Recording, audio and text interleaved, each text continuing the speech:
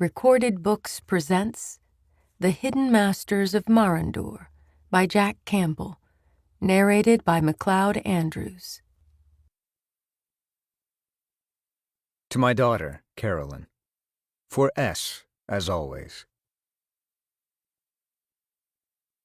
Chapter 1. Her pursuers had not shown their faces today.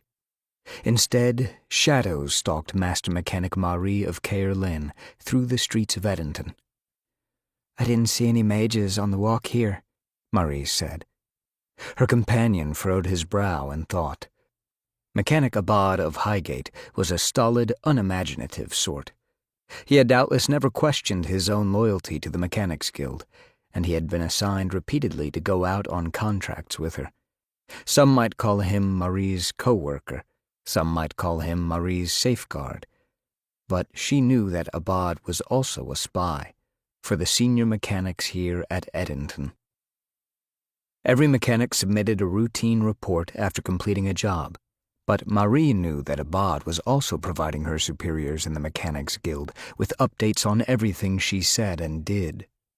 Fortunately for Marie, loyalty to the Mechanics Guild also meant that Abad was even more suspicious of mages than he might be of her.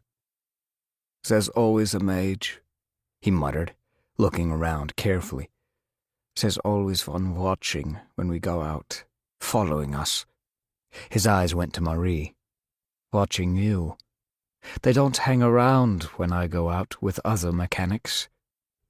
Marie nodded. She couldn't very well explain all of the reasons for that, not to Abad, and not to any other mechanic. "Then, you know I'm not exaggerating," Marie said. "Ever since I had a run-in with the Mage Guild back at Dorcastle, they've been watching me." "The senior mechanics don't believe you," Mechanic Abad said. "Even though I told them in my, contract reports that the mages were always hanging around when you were out. But I don't see any today. Do you think they've given up?" "Mages? Who knows how they think?" She kept her words properly disdainful. Even though she was only 18 years old, the youngest master mechanic in the history of the guild, Marie probably knew more about how mages thought than any other mechanic did. She knew enough not to be truly scornful of mages. The senior mechanics suspected that, which was one reason why Abad was watching her, and one reason why she had been sent to the place nicknamed End of the World Edenton. Marie knew enough to be worried about mages she couldn't see. Abad snorted in derision. "Mages, think. Let's get this done and get back to the guild hall." Together they walked up the broad steps leading into the city hall, the dark mechanics' jackets they wore standing out amid the brighter clothes of the common folk entering and leaving the building. Common folk who hastily made way for the two mechanics. The commons bowed respectfully to the mechanics' faces, but Marie knew that if she turned fast enough to look behind her, she would see expressions that held hostility rather than respect. The Mechanics Guild and the Mage Guild hated each other, but they were masters of the world of Demeter, and therefore the commons hated both of the great guilds equally. The stone steps, grooved from centuries of foot traffic, had been here for a very long time. Marie kept her eyes on those worn steps as she climbed them, thinking about her guild, which worked so hard to keep anything from changing in the world it controlled, and about the chaos to the south of here, in the land once known as Tay, where all order had collapsed over a decade ago despite the efforts of the Mechanics Guild.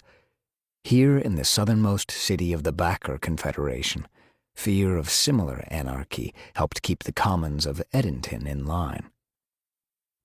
At the entrance to the city hall, 2 guards stood, wearing armor and weaponry that were, at least for common folk, state-of-the-art.